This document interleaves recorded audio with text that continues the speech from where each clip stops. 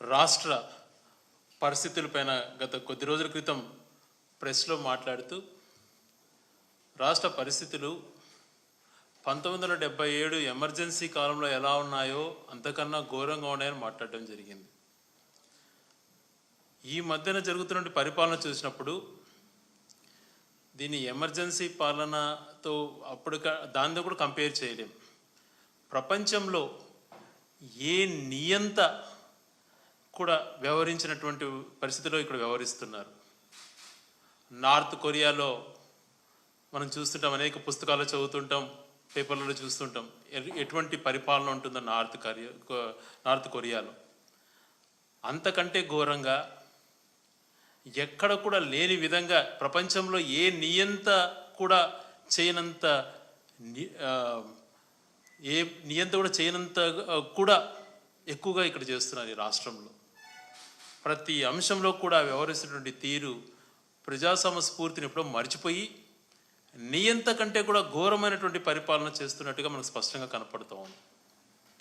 ఈరోజు కొన్ని ఎగ్జాంపుల్స్ తీసుకుంటే, చంద్రబాబు నాయుడు గారు తన పైన ఉన్నటువంటి సిఐడి కేసెస్ అన్నిటి కూడా నీరుగారుస్తూ తన పైన ఏవైతే ఉన్నాయో స్కిల్ స్కామ్ కానీ, ఫైబర్ నెట్ స్కామ్ది కానీ, రాజధానిలో అసైన్మెంట్ ల్యాండ్స్ స్కామ్ కానీ, ఇన్నర్ రింగ్ రోడ్ స్కామ్స్ కానీ, ఇవన్నీ కూడా నీరుగార్చే విధంగా తను వ్యవహరించుకుంటూ తనకు తానే క్లీన్ చిట్ ఇచ్చుకుంటూ తన వాళ్ళకు క్లీన్ చిట్ ఇస్తూ ఆ కేసును నీరుగార్చే విధంగా, ఆ కేసులలో ఇతను ఏం తప్పు చేయని విధంగా తనే జడ్జిమెంట్ కూడా తనే ఇచ్చుకుంటూ చేస్తున్నట్టు వ్యవహారం చాలా హాస్యాస్పదంగా అనిపిస్తూ ఉంది. ఒక పక్కన ఆ రకంగా కేసును నీరుగారుస్తూ తనకు తాను ఏ తప్పు చేయలేదు అని చెప్పి తనకు తాను ప్రకటించుకుంటూ తనకు తాను జడ్జిమెంట్ ఇస్తూ ఉంటే రాష్ట్ర ప్రజలంతా కూడా ఆశ్చర్యపోతున్నారు. మరొక పక్కన ప్రజాస్వామ్య విలువలను తూడ్చిపరిచారు. న్యాయ వ్యవస్థకు సంబంధించినటువంటి జడ్జిలపైన నిఘా వ్యవహరించడం, వాళ్ళని కూడా భయభ్రాంతులకు గురి చేసే విధంగా వ్యవహరిస్తుండడం ఎంతవరకు సమంజసం? ఇదంతా కూడా ఎవరు గమనించలేదు అని అనుకుంటున్నారు. న్యాయ వ్యవస్థను కూడా బెదిరించేటువంటి పరిస్థితులు, భయపడించే పరిస్థితులు, ప్రజాస్వామ్య విలువలంటే ఇంకా అది ఏ రకంగా కూడా లేకుండా చేస్తున్నారు. వాళ్ళ యొక్క అజెండా కోసం, ఇతరులను భయభ్రాంతులకు గురి చేయడం కోసం 4 IPS ఆఫీసర్ను సస్పెండ్ చేసిన విధానం చూస్తున్నప్పుడు,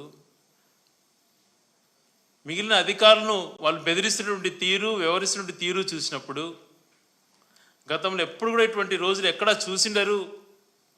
నియంత పరిపాలనలో కూడా, రాజరిక పరిపాలనలో కూడా ఇలాంటివి ఉండవు అని చెప్పి చాలామంది మనసు విప్పి మాట్లాడుతున్నారు. ఇటువంటి పరిస్థితులు రాష్ట్రంలో ప్రస్తుతం కనిపిస్తున్నాయి. ఈ పరిస్థితులు ఉన్నాయి కదా అని చెప్పి కొంతమంది యువత ఈ రాష్ట్రంలో జరుగుతున్నటువంటి పరిణామాలపైన, ఈ రాష్ట్రంలో జరుగుతున్నటువంటి సిచ్యువేషన్స్ని కొద్ది గొప్ప ప్రజలకు చెప్పడానికి ప్రయత్నం చేసి న్యాయపరంగా ఈ తప్పులు ఉన్నాయని చెప్పి సోషల్ మీడియాలో పెడితే వాళ్ళపైన కక్ష సాధింపు చర్యలు, ఇళ్ళకి వెళ్ళి బెదిరించడాలు, కనీసం నెంబర్ ప్లేట్ లేనటువంటి వాహనాల్లో వెళ్ళటం, సివిల్ డ్రెస్సెస్లో వెళ్ళటం, ఐడి కార్డు చూపించమంటే లేదు అనటం, అవతల వ్యక్తులకు ముసుగు కప్పటం, ఇలాంటి వివరాలు చేస్తున్నారు అని అంటే ఇవన్నీ చాలా కాలంగా నడుస్తాయని మీరు అనుకుంటున్నారు. ప్రపంచంలో పెద్ద పెద్ద నియంతలే కాలగర్భంలో కలిశారు. మీరెంత?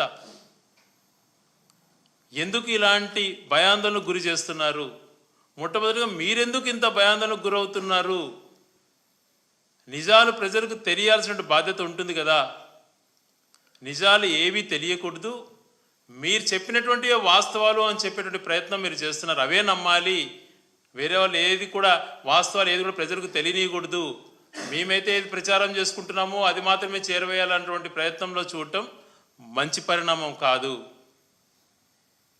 మొట్టమొదటిగా మనం తీసుకున్నప్పుడు ఏ తప్పు కూడా మేము చెప్పినప్పుడు ప్రతిపక్షంగా మేము చూపించినటువంటిది వాస్తవమా కాదా చెప్పే ధైర్యం ఉంటే మీరు మమ్మల్ని పిలవండి, మీ దగ్గరికి మేము రావడానికి సిద్ధంగా ఉంటాం.